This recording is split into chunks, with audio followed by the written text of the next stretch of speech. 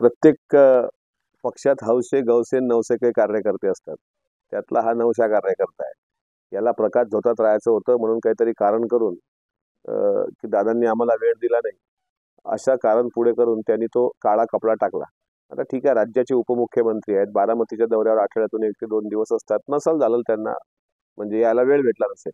याचा अर्थ तू जर ते पोस्टर झाकून ठेवत असशील तर बारामतीचा विकास तर काही झाकून नाही ठेवू शकत.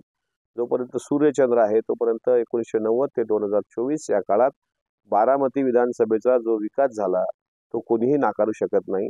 असा कोणी कार्यकर्ता उठतो, अशा प्रकारे काहीतरी काळं त्या ठिकाणी कपडा टाकून सूर्याला झाकण्याचा प्रयत्न करतो.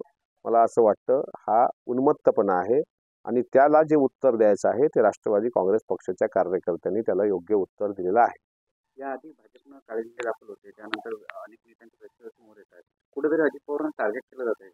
नाही, असं आहे, मी तेच म्हटलो की प्रत्येक पक्षात हौशे गौशे नवसे असतात. काळे झेंडे दाखवणारे ते त्यातलेच कार्यकर्ते आहेत. आज हा आगाऊपणा करणारा कार्यकर्ते त्यातलाच आहे. त्याच्यामुळे असे कार्यकर्ते ज्या पद्धतीने वागतात त्याच्यामुळे त्यांची पक्षाची प्रतिमा मलिन होते. शिंदे सेनेच्या अध्यक्षानं असं केलं म्हणजे शिंदेगड बदनाम झाला. काळे झेंडे भाजपच्या आशा बुचकेंनी दाखवले, त्याही ताई अनेक पक्ष फिरून त्या पक्षात आल्या, पण शेवटी तरी तो पक्ष बदनाम झाला.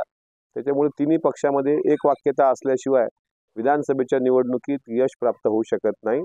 आणि अशा पद्धतीने जाणीवपूर्वक एक दिवस गेला का एक नवीन, एक दिवस गेला की एक नवीन, याला मला असं वाटतं की समन्वय समितीनं कुठंतरी आता याच्यात डोकं घातलं पाहिजे आणि या लोकांच्या वरिष्ठ नेत्यांना एकदा सक्त तंबी दिली पाहिजे. शेवटी आमच्या भावनेला काही मर्यादा आहेत आणि भावनेचा उद्रेक ज्या दिवशी होईल त्या दिवशी मात्र मोठा विध्वंस झाल्याचे राहणार नाही. याचाच परिणाम म्हणजे महायुतीला परिणाम भोगावा लागतील त्यांनी, काय वाटतं? सध्या तरी काही वाटत नाही तसे परिणाम भोगावे लागतील, पण आता हे शिशुपालासारखं एक गेलं का एक गेलं का एक असेल तर 100 चुका माफ होतात. शेवटी मग कृष्णाने संयम सोडला होता. हा महाभारताचा यामध्ये पुरावा आहे. त्याच्यामुळे घोळा मैदान दूर नाही, अजूनही वेळ गेलेली नाही. यांना यांच्या नेत्यांनी योग्य समज द्यावी आणि शेवटी आमची संयमाला काही मर्यादा आहेत तर आमच्या मर्यादेचा अंत पाहू नये. देश विदेशातील प्रत्येक घडामोडींचे लाईव्ह अपडेट मिळवण्यासाठी आता साम टीव्हीच्या सर्व सोशल मीडिया प्लॅटफॉर्मला लाईक, फॉलो आणि सबस्क्राईब करा. तसंच सर्व नोटिफिकेशनसाठी बेल आयकॉन प्रेस करायला विसरू नका.